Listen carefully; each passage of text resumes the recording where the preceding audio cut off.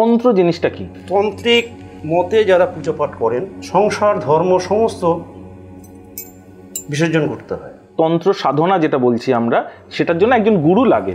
অবশ্যই গুরুর কাছ থেকে তো তন্ত্র সাধনা শিখতে হয়। তন্ত্র মতে পুজো করলে কি সত্যি মায়ের দেখা খুব তাড়াতাড়ি পাওয়া সম্ভব? প্রত্যেকটা দেবদেবীর একটা বীজ মন্ত্র আছে। আগেরকার দিনে পুরোহিতরা একটা কালী পুজো একটা মা তারার পুজো সারা রাত ধরে করতে পারতো না। এখন একজন বোধহয় 8টা-10টা করে পুজো করেন। 5-6টা আমি নিজেই তো করি, 2-3টে করে। উপায় নেই তো, পেট চালাতে হবে তো, পয়সা রোজগার করতে হবে তো, ওইটা তো আমার পেশা। এই বশীকরণ কি এলে নাকি আধ ঘন্টার মধ্যে বশীকরণ করে নেওয়া যেতে পারে, যে কেউ যত দূরেই থাকুক না কেন তাকে বশীকরণ করা সম্ভব। এটা কতটা সত্যি? আমি তো বলবো এই কলিযুগে না তান্ত্রিক আছে না জ্যোতিষী আছে, পুরোটাই একটা অন্ধবিশ্বাসের উপর চলছে। বিশ্বাসের মানুষ চলছে।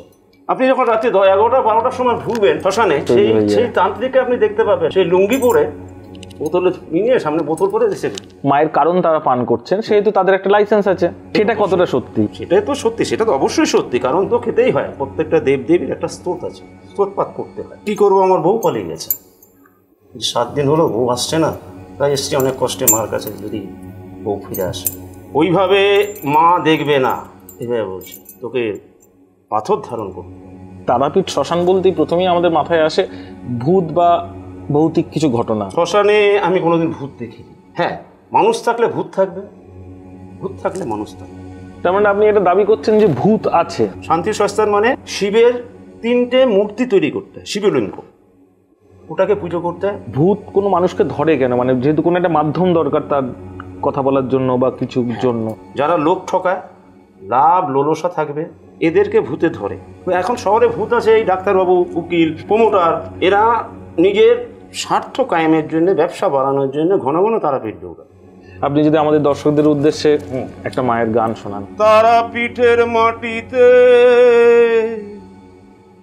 যাব আমি গান শোনাতে, তারাপীঠের মাটিতে যাব আমি গান শোনাতে,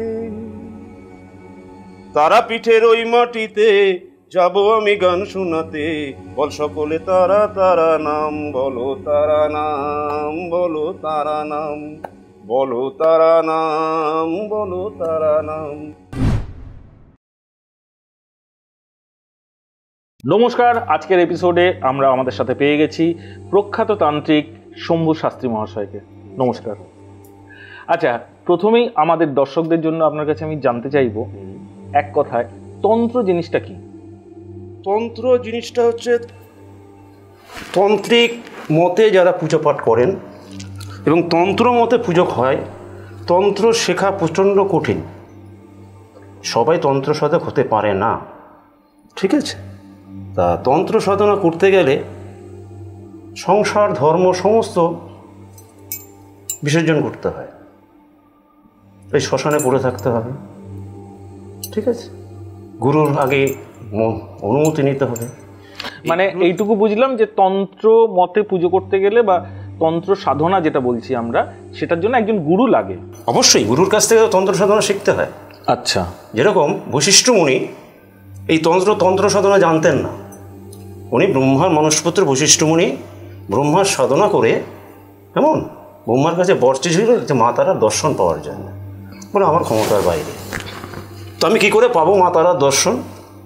বলে মর্তে চলে যাও, গভীর জঙ্গল আছে দ্বারকা নদীর তীরে, মহাশ্মশান, সেখানে তুমি সাধনায় বসতে হবে। উনি তখন তন্ত্র সাধনা জানতেন না, বহু যুগ সাধনা করেছেন, দর্শন পাননি। প্রত্যেকটা দেবদেবীর একটা বীজ মন্ত্র আছে, উনি তারা বীজকে অভিশপ্ত করে হিমালয়ের দিকে রওনা দিলেন। আচ্ছা, যেতে যেতে যেতে যেতে গুহার মধ্যে একজন চীনাচার্য ধর্মগুরু, তিনি ধ্যানে মগ্ন ছিলেন। বশিষ্ঠ মুনির সামনে যাওয়াতে ওনার চোখ খুলে গেল। চোখ খুলে যাওয়ার পরে জিজ্ঞেস করেন, বশিষ্ঠ মুনি এসো, তুমি মা তারার দর্শন পাওনি, কী করে পাবে? ওখানে তোমাকে তন্ত্র সাধনা করতে হবে। বলে তন্ত্র সাধনা তো আমি জানি না। বলে আমি তোমাকে শেখাচ্ছি। কয়েক দিন কয়েক মাস ধরে ওনাকে তন্ত্র সাধনা শেখালেন। পুনরায় তুমি যাও, ওখানে পঞ্চমুণ্ডির আসন তৈরি করতে হবে। পঞ্চমুণ্ডির আসনটা কি? সেটা হচ্ছে 5টা মৃত প্রাণী। প্রথম হচ্ছে হনুমান, দ্বিতীয় হচ্ছে চণ্ডাল, চণ্ডাল যারা ডোম মরা পোড়ায়। তৃতীয় বিষাক্ত সর্প, চতুর্থ বেজি, পঞ্চম বিড়াল। আর মানুষের একটা মাথা হলেও হোক, না হলেও চলবে। এটা মাটির তলায় যেখানে তুমি আগে সাধনা করেছিলে সেখানেই তোমাকে মাটির তলায় গাঁথতে হবে। গেঁথে তুমি তোমাকে তন্ত্র সাধনা শিখিয়েছি, এই তন্ত্র সাধনায় তোমাকে মাকে সাধনা করতে হবে। কয়েক যুগ, তারপরে এক যুগ পর মা দর্শন দিতে বাধ্য হয়েছিলেন। এই হচ্ছে বৈশিষ্ট্য মুনির ইতিহাস। দেবী মা তারা বৈশিষ্ট্য মুনিকে বললেন, পুত্র তোমার কি চাই? তুমি যা বর চাইবে আমি তোমাকে তাই দেবো। তখন বৈশিষ্ট্য মুনি বলে, মা আমার কিচ্ছু চাই না, তোমার দর্শনটাই আর আমার পাওনা। বলে বৈশিষ্ট্য মুনি ওখানেই রইলেন কিছুদিন, তারপরে চলে গেলেন। কিন্তু মা তারা তো ওইখানেই পড়ে রইলেন, পুজো পাঠ কে করবে? বহু সাধুগণ এসছেন, মায়ের পুজো করেছেন, ওই মায়ের সাধনা করেছেন। করার পরে সর্বশ্রেষ্ঠ বামাখ্যাপা, সবার শেষে বামাখ্যাপাই। বামাখ্যাপা ছোটোবেলার থেকে জন্মাবার পর থেকেই যখন একটু 3-4 বছর বয়স হয়েছে, তখন নিজের হাতে মাটি দিয়ে মা তারার বাড়িতেই মাটির মূর্তি তৈরি করত। আর মা তারা বলো সারাদিন এক মনে একদম ধ্যান ম্যান কিছু ছিল না, পড়াশোনায় মন ছিল না, কিচ্ছু হলো না। খুব গরিব ঘরের ছেলে। বাবা সর্বানন্দ, মার নাম হচ্ছে রাজকুমারী। ছোটোবেলার থেকে বাবার সঙ্গে তারাপীঠ যেতেন হাত ধরে ধরে। যে একটু বড় হলো, মায়ের অনুমতি নিয়ে শ্মশানে চলে গেলেন, আর বাড়ি ফিরলেন। এই উনি শ্মশানে ঘুরে ঘুরে ঘুরে মায়ের নাম করতেন, মায়ের নাম করতেন। ওনার আগে যে সাধু ছিলেন তার থেকে উনি দীক্ষা নেন। নামার পরে একজন তান্ত্রিক ধর্মগুরু, তার কাছ থেকে উনি বামাখ্যাপা তন্ত্র সাধনা শিখলেন। তারপরেই পঞ্চমুণ্ডির আসনে উনি বসে মায়ের দর্শন দিয়েছিলেন। আচ্ছা, মানে আমাকে অনেকে জানতে চায় আমার কাছে, সেটা হচ্ছে তন্ত্র মতে পুজো করলে কি সত্যি মায়ের দেখা খুব তাড়াতাড়ি পাওয়া সম্ভব? না, ব্যাপার হচ্ছে পুজো তন্ত্র মতে হয় আর এমনি মতেও, সাত্ত্বিক মতেও হয়। তন্ত্র মতে পুজো করলে তার আয়োজন অনেক এবং টাইম প্রচুর, লং টাইম। এই ব্যাপারে যদি আমাদের দর্শকদের একটু ডিটেলে বলেন যে এই তন্ত্র মতে পুজোটার জন্য মানে কিভাবে, তার প্রসেসটা কিভাবে? তার প্রসেসটা অনেক রকম আছে, তার নিয়ম কানুন অনেক রকম আছে। কালী পূজা বলেন, শ্যামা পুজো বলেন, তারপরে আপনার রামার পুজো বলেন, যে কোনো দেবদেবীর পুজো তন্ত্র মতে করতে গেলে তার সময় অনেক অধিক। ঠিক আছে, মানে অন্য পুজোর থেকে অনেক বেশি টাফ। হ্যাঁ, টাফ। যেরকম আমরা পুজো পাঠ করি, আমি নিজে পুজো করি, সব পুজোই করি, শ্রাদ্ধ শান্তি বিয়ে ঠিয়ে সবই করাই। তো অনেকে আছে যে ঠাকুরমশাই ছটে মেরে তাড়াতাড়ি করে দিন, আজকের ছটে মেরে, আজকের যুগে ছটে মারলে তো আমারই ভালো। আগেরকার দিনে পুরোহিতরা একটা কালী পুজো, একটা মা তারার পুজো সারা রাত ধরে করতে পারতো না। একটা কালী পুজো করতে 2জন লোক লাগতো, একজন হোম করতো, একজন চণ্ডীপাঠ করতো, 3 জনের মতন লাগতো। এখন একজন বোধহয় 8-10টা করে পুজো করেন, 5-6টা। আমি নিজেই তো করি, 2-3টে করে ফেলি। উপায় নেই তো, পেট চালাতে হবে তো, পয়সা রোজগার করতে হবে তো, ওইটা তো আমার পেশা, কিছু করার নেই। তো যাই হোক, এই তন্ত্র মতে পুজো করতে গেলে অনেক কঠিন ভাব আছে। তান্ত্রিক হওয়া মহা কঠিন। ওই আগে বলেছি, তান্ত্রিক হলে সংসার ধর্ম সব ডাইনে বাইরে কিচ্ছু মনে পড়বে না, এক মতে ওই সাধনা করতে হবে তন্ত্র সাধনা। তাই আজকালকার দিনে যারা তান্ত্রিক রয়েছেন তারা আদৌ কি তান্ত্রিক, এটা আমার জানা নেই। বড় প্রশ্ন, এটা আমার জানা নেই, কেন এরা তন্ত্র মতে পুজো করতে পারে না অথবা তান্ত্রিক নয়। মানে তার সবচেয়ে বড় কারণ বলতে চাইছেন ধৈর্য। ধরে এবার বলি, যেই যে আজকে টিভিতে দেখায়, পেপারে ম্যাগাজিনে দেখায় অমুক তান্ত্রিক তমুক তান্ত্রিক, গেলেই একেবারে আপনার সব নিমেষে গেলেই সব কাজ হয়ে যায়, আদৌ কিছু হয়। আচ্ছা, এইটা বলতে আমার খুব মনে হলো, আমি বহু ছোটবেলা থেকে এটা আমি পেপারে দেখে থাকি, এই বশীকরণ কি এলে নাকি আধ ঘন্টার মধ্যে বশীকরণ করে নেওয়া যেতে পারে, যে কেউ যত দূরেই থাকুক না কেন তাকে বশীকরণ করা সম্ভব। এটা কতটা সত্যি? এটাও সত্যি নয়। শুনুন, এটাও সত্যি নয়। আমি তো বলবো এই কলিযুগে, এই বর্তমানে না তান্ত্রিক আছে, না জ্যোতিষী আছে, না অ্যাস্ট্রোলজার আছে, কিচ্ছু নেই, সব ধুয়ে মুছে গেছে। মানে পুরোটাই একটা অন্ধবিশ্বাসের মানুষ চলছে। আজকে দুপুরবেলায় এক ভদ্রমহিলা এসছেন, ওনার হাজবেন্ড আরেক ভদ্রমহিলার সঙ্গে জড়িত, তা উনিও আরেক ভদ্রলোকের সঙ্গে জড়িত। ভদ্রমহিলা তো আমাকে বলে যে আপনি তো তারাপীঠে যান, আপনি একটু শ্মশানে গিয়ে একটু বশীকরণ করার চেষ্টা করেন। না আমি যাকে ভালোবাসি। আমি বললাম দিদি ভাই বশীকরণ করেও আপনার কোনো কাজ নেই। না কিছু যদি খাওয়ানো যায় ওনাকে তাতেও কিছু হবে, কোনো লাভ নেই। এখন সব কিছুটাই হচ্ছে ভুয়া। আর কিন্তু এই ভুয়ো জায়গাটাতেই দাঁড়িয়ে একটা বড় ইন্ডাস্ট্রিতে চলছে। হ্যাঁ সে তো চলছে, যে মিথ্যে গিমিক দেখিয়ে মানুষের মানুষদের রোজগার চলছে, চলছে, সবই চলছে, ঠিক আছে। যেরকম আপনার তারাপীঠে আপনি দিনের শ্মশান একরকম, রাতের শ্মশান একরকম। দিনের বেলা যখন কত ভালো ভালো তান্ত্রিক বসে আছে একদম করে আয় বাবা আয় বাবা আয় বাবা আয় বাবা, মুসলমান তান্ত্রিক রয়েছে, আমাদের হিন্দু তান্ত্রিক রয়েছে, সবাই তান্ত্রিক। আপনি যখন রাত্রি 11টা 12টার সময় ঢুকবেন শ্মশানে, তোমার একটা নেশার পরিবেশ তৈরি হয়ে যায়। সেই তান্ত্রিককে আপনি দেখতে পাবেন না। সেই লুঙ্গি পরে বোতলে নিয়ে সামনে বোতল করে এসে পড়ে আছে না, কিন্তু তাদের কথায় যে মায়ের চরণ তারা পান করছেন, তো কারণ ভুল বললাম, মায়ের কারণ তারা পান করছেন, সেহেতু তাদের একটা লাইসেন্স আছে। সেটা কতটা সত্যি? সেটাই তো সত্যি, সেটা তো অবশ্যই সত্যি। কারণ তো খেতেই হয়, কারণ তো ওদেরকে খেতেই হবে। যেরকম আমি একবার করোনার সময় সাইকেল নিয়ে শিয়ালদা রাত্রি 11টা 20 তোমার পদাতিক ট্রেন, ওই ট্রেনে চলে গেছি রামপুরহাট। 3 ঘন্টার মধ্যে পৌঁছে দিয়েছে। তো বাড়ির থেকে 4খানা রুটি আর 4টে কলা নিয়ে গেছিল। তো রামপুরহাটে নেমে, তখন তো করোনা এবং মাঝরাত প্রায়, গাড়ি ঘোড়া নেই, 2টো অটো স্টেশনের বাইরে এসছে, 2টো অটো দাঁড়ানো, 30 টাকা ভাড়া। আমার কাছে বলছে 400 টাকা করে লাগবে। আমি বাবা আমি যাবো না, আমি গরিব মানুষ, ঠিক আছে। না আপনাকে দেখে তো মনে হচ্ছে আপনি একজন তান্ত্রিক, হ্যাঁ আপনার তো অনেক রোজগার, দিন না আমাদের পয়সা। আমি ভাই আমি তান্ত্রিক হতে পারি, যাই হতে পারি, কিন্তু আমার রোজগারের পয়সা প্রচণ্ড কষ্টের পয়সা, আমি যাবো না। ভোর হোক, যে কোনো একটা ট্রেন তো আসবে, কিছু পাবলিক প্যাসেঞ্জার তো নামবে, আমি ওই ট্রেনে যাবো। ভালো কথা। বসে আছি, দূর থেকে দেখছি একজন বৃদ্ধা লাঠি নিয়ে আস্তে আস্তে আসছে আমার কাছে। এসে আমার কাছে বলছে বাবা কিছু খেতে দিবি? কোনো দোকানপাট তো খোলা নেই, আজকে সারাদিন কিছু খাওয়া হয়নি। তা 4টে রুটির মধ্যে 2টো রুটি আমি ট্রেনের মধ্যে খেয়েছিলাম, আর কলা খেয়েছিলাম 2টো। এবার ওনাকে দিলাম। তা বলে বাবা একটু জল দিবি? আমার বোতলে জল ছিল, দিলাম জল। খুব ভালো লেগেছে। উনি আমার পাশে বসে খাচ্ছে। কিছুক্ষণ পর আমার নিদ্রা এসে গেল, মিনিট 2-3-এর মধ্যে। চোখ খুলে দেখে ভদ্রমিলা নেই, এই বৃদ্ধা নেই। আমি তখন বুঝতে পারলাম যে কোনো একটা দৈব যোগ একটা হয়েছে। আমার খুব ভালো লাগলো। তো ভালো লাগাকে আমি ভাবলাম যাক, একটা মানুষকে তো সে দেবতা না, একদমই তাই, একজন বৃদ্ধ মানুষ এসে খেতে চেয়েছে। আমি টোটাল স্টেশনটা কিন্তু 2 মিনিট পরে কিন্তু আমার চোখটা খুলে গেছে। আমি টোটাল স্টেশনটা দৌড়লাম, রামপুরহাট স্টেশনটা অনেক বড়, দৌড়ে দেখলাম আমাকে খুঁজে পেলাম। যাই হোক মায়ের দয়া। আসলাম। করোনার সময় তো তারাপীঠের মন্দির বন্ধ, মেন গেট। পিছনে যারা ভিআইপি লাইনে 5,000 10,000 দিয়ে যারা ঢোকে, এই যে আপনার কৌশিক অমাবস্যার সময়, যে কোনো ভালো অমাবস্যার সময় যারা ঢোকে পয়সা দিয়ে, মায়ের দর্শন করে, মাকে জড়িয়ে ধরে, খুব ভালো ভক্তি করে পুজো দেয়।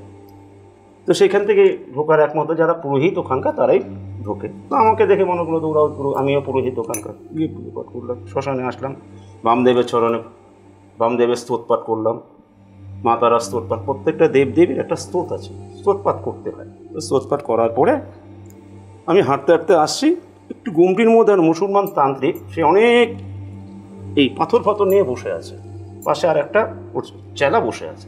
আমাকে ডাকলো আয় বাবা আয়, কী হয়েছে, তুই করোনার মধ্যে এসছিস? আমি কী করবো, আমার বউ পালিয়ে গেছে, 7 দিন হলো বউ আসছে না, তাই এসছি অনেক কষ্টে মার কাছে, যদি বউ ফিরে আসে। ওইভাবে মা দেখবে না, এভাবে বলছি, তোকে পাথর ধারণ করতে হবে। বেশ ভালো কথা, দেখাও কোন পাথর নিতে হবে, কিন্তু একটু দামই হবে ভাই। আচ্ছা ঠিক আছে, অসুবিধা নেই। প্রথমটা দেখালো 5,000। তুমি না, আমি একটু পাথর চিনি, এটা হবে, আর একটু আরও দামি দেখাও দেখি। বলে নিতে পারবি? সর্বশ্রেষ্ঠ 15,000 একটা পাথর আছে, এইটা তুই যদি ধারণ করিস, ঠিক আছে, রাতারাতি ফল পাবে একদম। আজকে নিয়ে যাবি, কালকে পড়বি, সোনার দোকানে বলে আমাকে ইমার্জেন্সি বানিয়ে দিতে। তারপরের দিন প্রতি সুর করে তোর বাড়িতে চলে আসছে।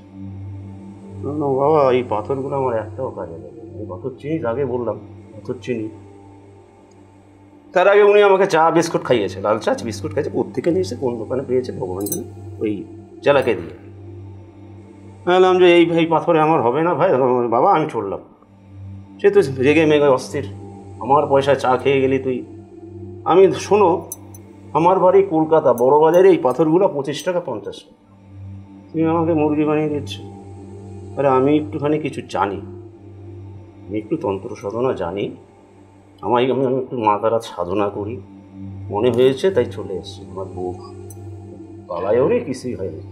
যাই হোক, এই দেখলাম তারাপীঠের কাহিনী। আচ্ছা, একটা প্রসঙ্গ আমি একদমই এখান থেকে ছেড়ে যেতে চাইছি না। এই তারাপীঠ শ্মশান বলতেই প্রথমেই আমাদের মাথায় আসে ভূত বা ভৌতিক কিছু ঘটনা। তো শ্মশানে যে এরকম আপনি কোনো সময় ফিল পেয়েছেন?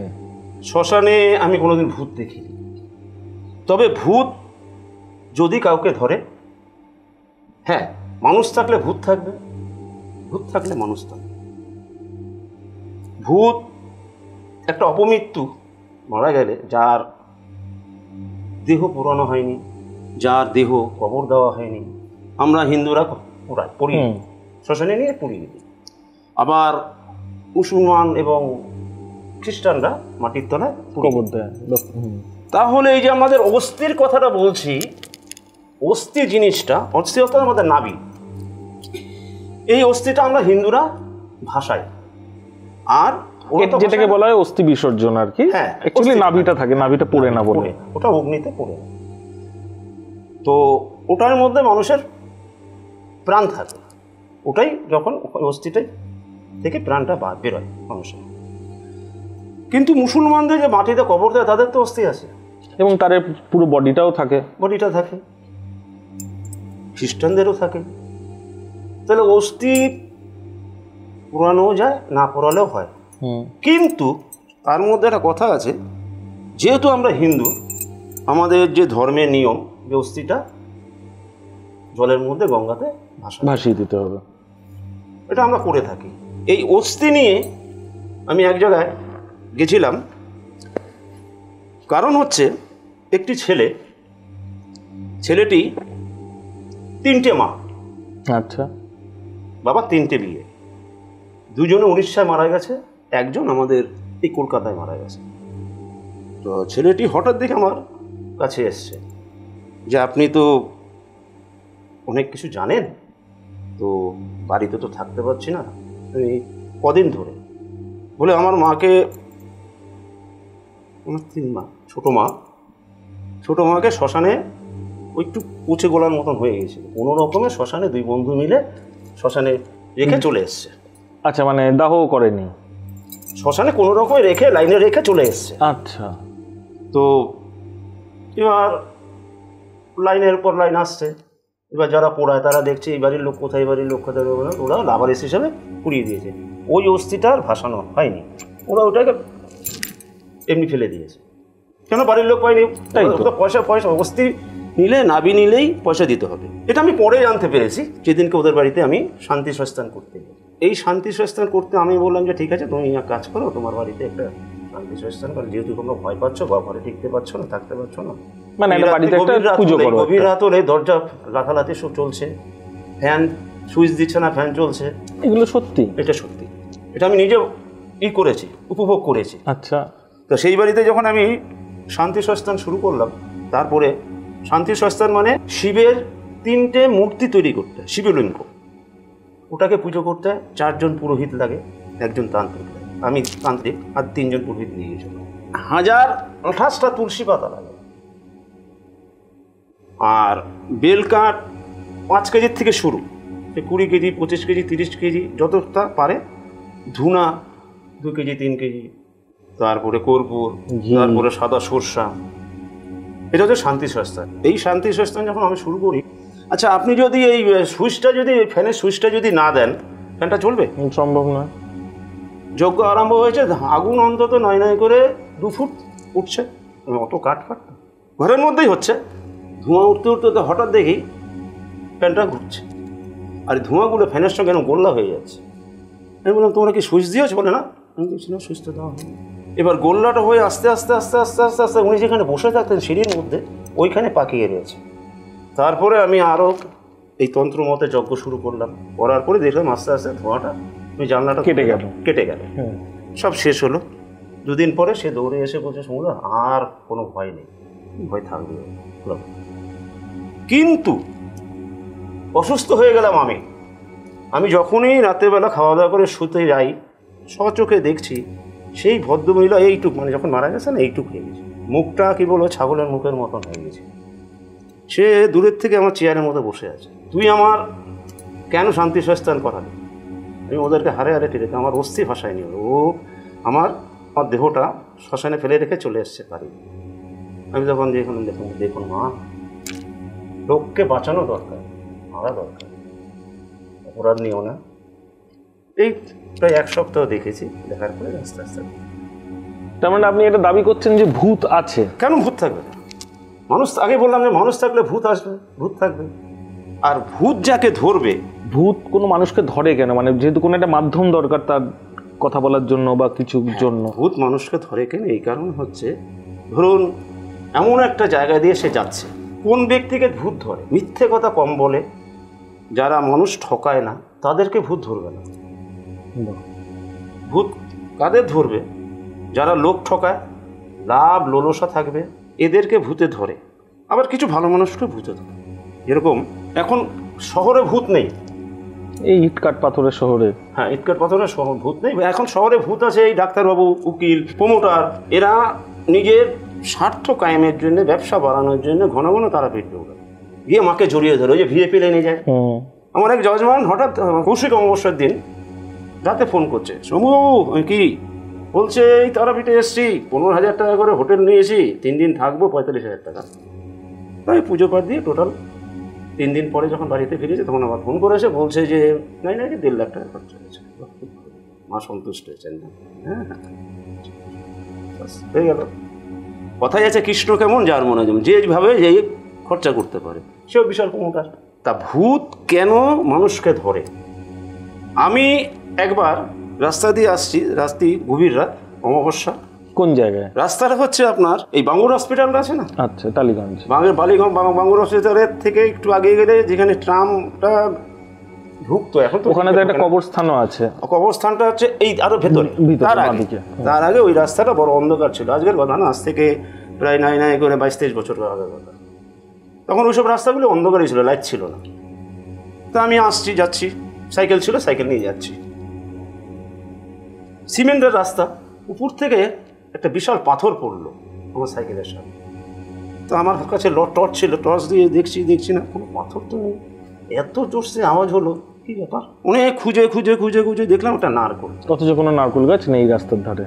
আছে, অনেক দূরে একটা আছে। আমি দূর থেকে একটা নারকোল গাছ তো আছে, অবশ্যই নারকোলটা পড়েছে, পাথর তো পড়েনি। কিন্তু নারকোল পড়লে এত জোরসে আওয়াজ, তো আমার মতো ভয় নেই। আমি নারকোলটা নিয়ে বাড়ি চলে গেছি। বাড়ি চলে গিয়ে পরের দিন নারকোলটা কেটে মুড়ি দিয়ে খেয়ে নিয়েছি। তো আমি যদি ভয় পেতাম, কেন ভয় পাবো? ভয়ের তো কারণ নেই। ভূত হয়তো আপনার আছে, ভূত আছে, ভূত নেই বলে এমন কোনো কথা নেই। এই যে আগে বলেছি, যারা অপমৃত্যু মারা যায়, কিছু লোকের মাধ্যমে। এরকম যদি আরেকটা আপনার ইনসিডেন্ট কিছু বলেন। হ্যাঁ, যেরকম ভূত তাড়ানোর ব্যাপারে। আচ্ছা, ভূত তাড়ানোর পদ্ধতি দুটো। আমাদের শহরে অনেক এখনো, যেখানে গ্রাম শহরের মতন হয়ে গেছে, সেখানে কি করা হয়, বড় এরকম মাটির হাঁড়ি নেওয়া হয়। সেই হাঁড়ির মধ্যে ছোবা, ধুনো, কর্পূর, সাদা সর্ষে। এবার ছোবাটাকে কর্পূর দিয়ে জ্বালানো হলো, ছোবাটা জ্বলছে। এবার ধুনো দেওয়া হলো, আরও তুখার হলো। এবার সাদা সর্ষা ছেটানো হচ্ছে। যাকে ভূতে ধরেছে তাকে সামনে বসাতে হবে, সে ছটপট করবে। কোনো মন্ত্র? একটু মন্ত্র পড়তে তো হবেই। কিসের মন্ত্র? ওই তন্ত্রমন্ত্রের। আচ্ছা, তন্ত্রমন্ত্রের একটা মন্ত্র। সে ছটপট করছে, সে ছটপট করবেই। এবং যাকে ভূতে ধরে তার কিন্তু আসল যে টোনটা, সেই টোনটা থাকে না। মানে মানুষের গলাটা, তার আসল গলাটা থাকে না, অন্য একটা খালি গুঙায় করতে থাকে। এবার তারপরে কি করে, ঝাড়ু নিয়ে আসে, ঝাড়ু দিয়ে তাকে পিটাতে থাকে। ওঝা বলে, গ্রামে ওঝা রয়েছে, কখন যাবি, কিভাবে যাবি, এইভাবে মারতে মারতে মারতে সেই যাকে ধরে তার তো গায়ে রক্ত চামড়া একে ওকে জড়িয়ে দেবে। এবার বলে আমি অমুক গাছের তলার থেকে ওই ডাল বেয়ে আমি যাব। তাকে ওখানে নিয়ে যাওয়া হলো, আরও পাড়ার প্রতিবেশী সবাই গেল। ওখান থেকে বলে এবার যা, সেই গাছের ডাল যেন গাছের ডাল কোনো হুড়মুড় ভেঙে মুঙে একেবারে। আচ্ছা। এবং যাকে ভূতে ধরেছে সে বেহুশ হয়ে গেল। তাকে বাড়িতে নিয়ে এসে গঙ্গা জল ভালো দিয়ে স্নান টান করিয়ে তাকে শুয়ে দেবে। সে একটু 2-4 দিন একটু অসুস্থ থাকে, তারপর সে নির্মূল হয়ে কিন্তু যায়। তার কি মনে থাকে এই ভূতে ধরার এই ফেজটায় কি হয়েছে? তার না, মনে থাকে না। তার মনে থাকে না, মানে কোনো মতেই মনে থাকে না। তাই যে ভূত কোনো মানুষের ওপর আসে কেন, মানে তার কোনো বলা কথা, না বলতে পারা কথা, সেগুলো বলার জন্য বা কোনো? এবার ব্যাপার হচ্ছে কতগুলো জিনিস আছে আপনাকে বলছি। সেটা এই যে অতৃপ্ত আত্মা মানে কি, সে তৃপ্তি পায়নি, তৃপ্তি পাইনি, তার মানে নিশ্চয়ই কোনো কাজ ছিল জীবনে যেটা সে করে উঠতে পারেনি। মনের একটা আকাঙ্ক্ষা রয়ে গেছে, এইভাবেই আর কি। তা এখনকার বর্তমানে ভূত আগের মতন নেই। কারণ কি, আগে যেরকম লোকজন কম ছিল, আলো এত ছিল না, ঠিক আছে, ভূতের ম্যাক্সিমাম লোককে আমাদের শহরেও ধরতো। মানে ভূত অন্ধকারটা পছন্দ করে, অন্ধকারেই ভূতটা। ধরুন সে এমনভাবে যাচ্ছে, তার হয়তো এই গ্রহের ব্যাপারটা একটু গন্ডগোল আছে, অন্যরকম ব্যাপারে গন্ডগোল আছে, মানে দুর্বল গ্রহ যেগুলো আমরা বলি, রাশি, তাদেরকে ভূত অ্যাটাক করে। ভূত লোক দেখে অ্যাটাক করে।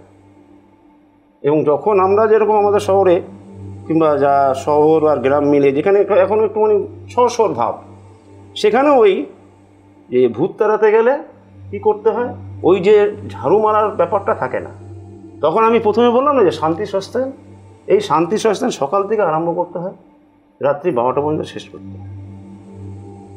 কেন 12টা পরে নিশি থাকে, মানে রাত 12টার আগে যে কোনো অমাবস্যাতে নিশি পড়ে এই শান্তি সস্তান করতে হয়। এই শান্তি সস্তান করার পরে হোম যজ্ঞ, এবং যাকে ভূতে ধরে তাকে ওই হোমের ওখানে বসিয়ে রাখে, পরের দিন তার নির্মূল হয়ে যায়। আচ্ছা, আমাকে একটা জিনিস বলুন, যে কোনো মানুষ যদি জানতে চায় যে তার ফ্যামিলিতে কারোর মধ্যে সেরকম কোনো নেগেটিভ ছায়া আছে কিনা, বা তার ঘর বা বাসস্থানটা ঠিকঠাক জায়গা আছে কিনা, সেটা কি জানার কোনো উপায় আছে? কীরকম? যেরকম গৃহবন্ধন একটা জিনিস আছে, তো গৃহবন্ধনটা করার আগে আমরা যদি বাড়ি করি, তো বাড়ি করার আগে ভিট পুজো করতে হয়। এবার ভিট পুজোর কতগুলো নিয়ম আছে, ভুলভাল করলে তো হবে না। ওই ভিট পূজা করার পরে যখন গৃহ হবে, বাড়ি হবে, তখন বাড়িটাকে বন্ধন করতে হয়। তার মন্ত্র আছে, এই মন্ত্র পড়ে বাড়িটাকে চারিদিকে বন্ধন করতে হবে। এবার বন্ধন পড়ার পরে বড় যে প্রেক আছে, প্রেক ডান দিক বাঁ দিক ফ্রন্ট, বাঁ দিক ফ্রন্ট ডান দিক সিঁদুর মাখিয়ে মন্ত্র পড়ে মাটির তলায় গেঁথে দিতে হয়। কজন আর করে না। এবার ব্যাপার হচ্ছে তারপরে পঞ্চগব্য দিয়ে পুরো বাড়িটাকে ছিটাতে হয়। পঞ্চগব্য এটা দিয়ে বাড়ি ছিটাতে, যেরকম দেখবেন অনেকে ফ্ল্যাট বানিয়েছে, কিন্তু ফ্ল্যাট বানানোর পরে সে অসুস্থ হয়ে মারা গেছে, তার শুট হয়নি, ভোগ করে যেতে পারেনি, যেটা বলা হয়। যেরকম বাঘাযতীনে এক জ্যোতিষী আমার কাছে এসেছিল, সে বললো যে শম্ভুবাবু কি বলে, এক বাড়িতে নন বেঙ্গলি, তারা বাঙালি নয়, এক বাড়িতে আপনাকে হোম আর পুজো করতে হবে, বাদ বাকি আমি করবো। ঠিক আছে, কবে বলে, সামনের সপ্তাহে আমি করে দেবো। ফোন করেছে, গাড়ি নিয়ে এসছে, ওনার আমার গাড়ি আছে জ্যোতিষীবাবু, আমি গাড়ি করে চলে গেছি। চলে যাওয়ার পরে বিশাল আয়োজন করেছে। যে বাড়িটা কিনেছে, মানে যে বাড়িটা যার কাছ থেকে কিনেছে, মানে তার বাবা ওই ঘরের মধ্যে ফাঁসি দিয়ে মারা গেছে। আচ্ছা। ছেলে থাকে আমেরিকা, জানতো না। পাড়ার প্রতিবেশী হঠাৎ দেখছে ওই বাড়ি থেকে বন্ধ হয়ে যাচ্ছে, পুলিশকে খবর দিয়েছে। পুলিশ অন্তত পুরো পচে গলে শেষ হয়ে গেছে। কোনো রকমে বডিটাকে নিয়ে ধাপার ওখানে ফেলে দিয়ে এসছে। অন্তিম হয়, তারপর ছেলেকে পাড়ার প্রতিবেশীরা খবর নিয়ে কোথায় কে আছে, বাড়ির সমস্ত প্রতিবেশী ছেলেকে খবর দিয়েছে। ছেলে এসে ওই বাড়িতে একদিনও থাকেনি, অন্য এক জায়গায় ফ্ল্যাট ভাড়া নিয়ে কোনো রকমে কোমোটা মানে দালাল ধরে বাড়িটাকে বিক্রি করে দিয়েছে। এবার বিক্রি করে দেওয়ার পরে যিনি কিনেছেন তিনি বাড়িতে পুজো পাঠ করেছেন, সেই অনেক কিছু করেছেন, কিন্তু তাও দেখছে ছাদের মধ্যে রাত হলে ধপধপ করে আওয়াজ হয়।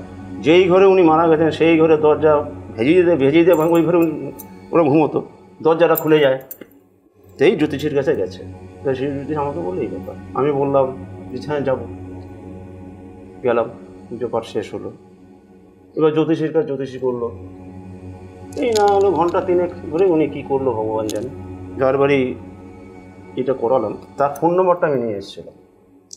আমি 4-5 দিন, 1 সপ্তাহ পরে তাকে ফোন করলাম, কি সমস্যা মিটেছে? বলে কোথায় মিটেছে, সবই বললো যে না সব হয়ে গেছে, সব মিটে গেছে। কিন্তু আপনি একমাত্র বুঝতে পারছেন যে এটা পুরোপুরি ভুল রাস্তায়। হ্যাঁ, ভুল রাস্তা। অ্যাকচুয়ালি যে ব্যাপার হচ্ছে যে ওনার তো অস্থিটা ভাসানো হয়নি।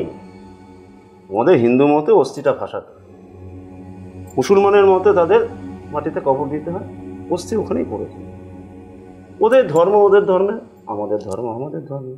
পরে তো আপনি কিছু পূজা আর্চা করে কিছু ব্যবস্থা করতে পারলেন না? আমি আর যাই না, আমাকে ডাকে, আমি আর যাই। ভূত আছে, ভূত মানুষ যতদিন আছে ভূত আছে, থাকতেই হবে ভূত। আচ্ছা, তবে আলোতে থাকে না, অন্ধকারে থাকে। আগে ভূতের চাহিদাটা বেশি ছিল, এখন ভূতের চাহিদাটা কম। না, ভূত মানেই কি খারাপ করে? ভূত ভূত ধুলে যে তাকে মেরে ফেলবে এমন কোনো কথা নেই, মারবে না, তার সমস্ত কিছু দুর্বল করে দেবে এবং কাজকর্ম দিক থেকে তাকে একদম অক্ষম করে দেবে, সঙ্গে সবসময় তো তার সঙ্গে থাকে। এই হচ্ছে ভূত। এবং তাকে তাড়াতে গেলে এই পদ্ধতি থেকে তাড়াতে। তার জন্যে যারা তান্ত্রিক অরিজিনাল যারা, আমরাও তো কেউই তান্ত্রিক নই, তবে কিছুটা শিখেছি সাধনার মাধ্যমে। একদম শেখার তো শেষ নেই, শেখার তো শেষ নেই। এখনও বয়স হয়ে গেছে 60 উপরে, তবুও এখনও শিখে যাচ্ছি। মানে সত্যি ঘটনা, অরিজিনাল মানে আসল তান্ত্রিক হতে গেলে ওই যে আগে বললাম, সংসার ধর্ম সব ছেড়ে দিয়ে শ্মশানে করেছে। লোকে বলে শ্মশানে ভূত আছে, শ্মশানে ভূত নেই। শ্মশানটা হচ্ছে বড় শুদ্ধ জায়গা। কলকাতায় যেমন কিছু জায়গায় আমরা শুনে থাকি, যেমন ন্যাশনাল লাইব্রেরি বা রবীন্দ্র সরোবর স্টেডিয়াম, এইরকম মানে মেট্রো স্টেশন, এরকম কিছু জায়গায় নাকি মানুষের ভূতের আঁচ পায়। হতে পারে, কারণ ওই যে অপমৃত্যু হয়ে যায়। হ্যাঁ, মেট্রো আমরা শ্রাদ্ধ করি, আমরা শ্রাদ্ধ করার আগে পিণ্ডদান করি। তো পিণ্ডদান, শ্রাদ্ধ করার পরে পিণ্ডদান হয়। এই পিণ্ডদানে একটা পিণ্ড হয় মানে প্রেতাত্মার পিণ্ড। প্রেতাত্মার পিণ্ডটা কি? কারণ যে কোনো বাড়িতে শ্রাদ্ধ করাতে গেছি এবং তাদের ওই এরিয়াতে হয়তো কেউ না কেউ অপমৃত্যু মারা গেছে, তার শ্রাদ্ধ হয়নি। তার উদ্দেশ্যে আমরা আগে একটা অপমৃত্যু পিণ্ড আগে দান করিয়ে তারপরে যার যে কাজ করা হচ্ছে তার পিণ্ড দান শুরু হয়। ওইটা আলাদা করে পিণ্ড করতে, যেহেতু কারণ হচ্ছে ওই পিণ্ডের সঙ্গে জানা তাদেরকে আগে আহ্বান করে তাদেরকে ওই পিণ্ডটাকে দান করতে হবে। পিণ্ডদান। কাক কি সত্যি মানে আত্মা কাকের রূপ ধরে এসে পিণ্ড খেয়ে যায়? মানে এটা আপনি বিশ্বাস করেন? এটা আমি বিশ্বাস করি। কাক তো খাবেই, কাক তো সারাদিন খাওয়ার জন্যই তো ছটপট করে। আমরা যেহেতু এইটা ভুল বলি, ওই দেখো কাক এসছে, খেতে এসছে, অর্থাৎ যজমানকে একটু সান্ত্বনা দেয়। আমার বাবা এসছে, ভালো করে খাইয়ে দেয়। ঠিক আছে? যেরকম এই যে শ্রাদ্ধেতে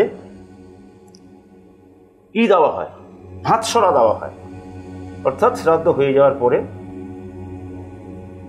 সে কি ভালোবাসতো আমরা বলে দিই, যা যা দেওয়া সে ভালোবাসতো, পরিবার থেকে বলে দিলাম আপনি রান্না বান্না করে গঙ্গার ঘাটে দিয়ে আসবেন। উনি কি আত্মা কি এসে ওটা খায়? না, অপচয়।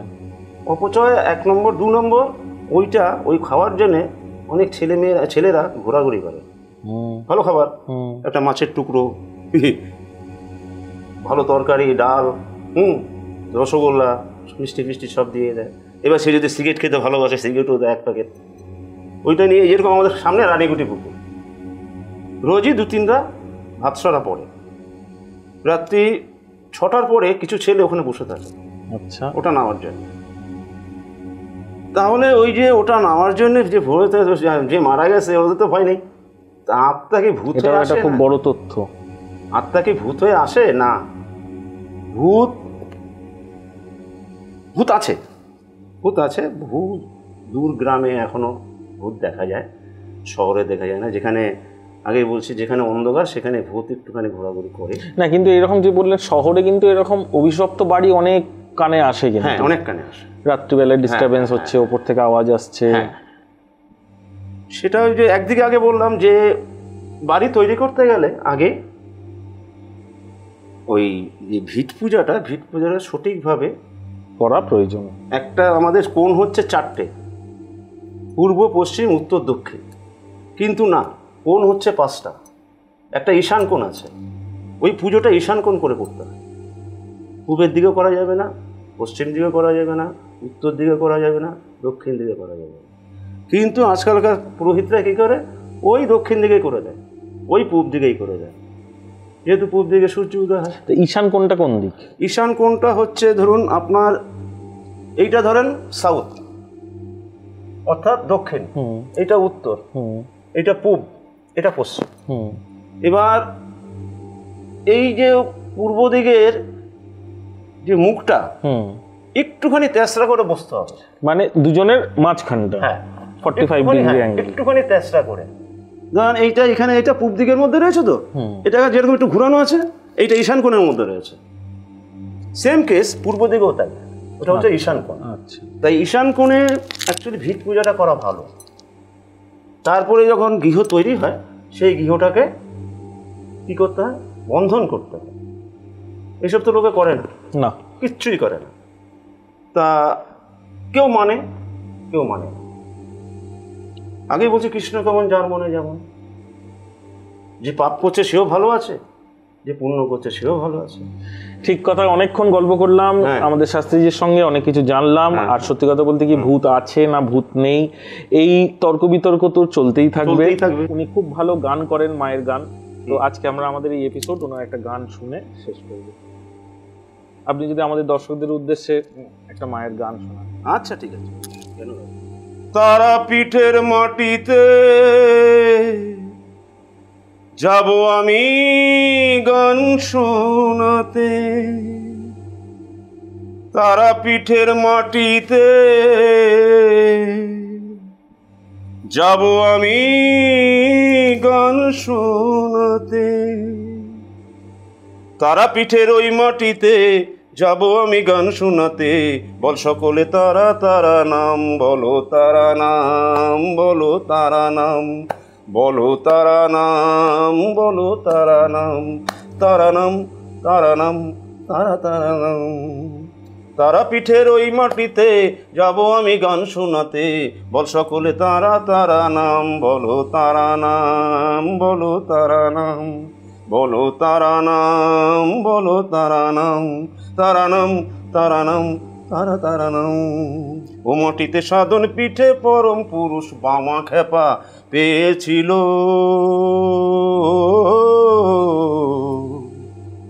তারা মায়েরই চরণ, তারা মায়েরই চরণ,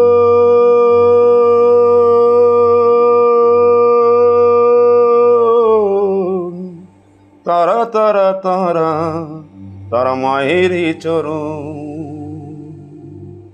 মুক্তি পেতে জপ নাম, তারা তারা তারা নাম, মুক্তি পেতে জপ নাম, তারা তারা তারা নাম।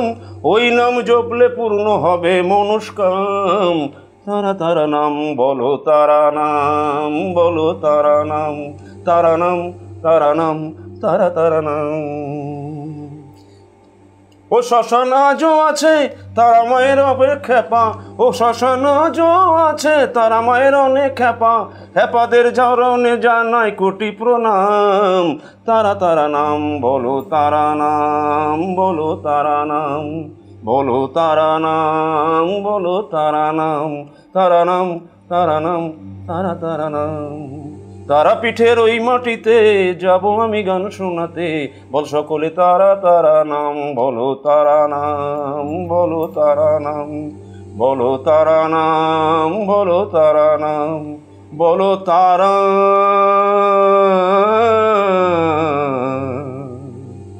তারা।